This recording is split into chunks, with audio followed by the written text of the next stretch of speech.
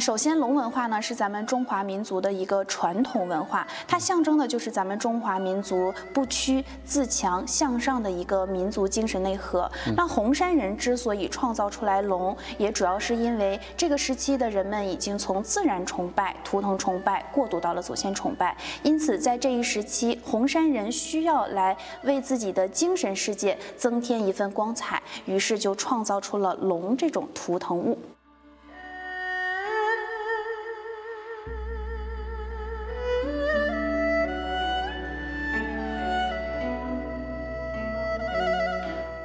那在咱们右手边下方，我们看到的呢，就是牛河梁遗址的基石种群了。那这个墓葬为什么有大有小呢？因为墓葬之间呢也是有等级划分的。比如说，我们看到前方有个 M1号墓，这是目前牛河梁发现等级最高的一处了，我们将它称为中心大墓。它的主要形体构造呢，就是四周起台阶的一个墓葬表现形式，而且它当中的随葬品呢，种类数量比较多，种类呢也非常的精美。比它规格要稍小一点的，就比如您面前看到的25号墓、26号墓，这种墓葬呢，我们叫单侧起台阶的台阶式墓，也就是只有一侧有台阶。比它规格再小一点的，就是面前看到数量相对较多的这种70墓了。这种墓葬通常就没有台阶。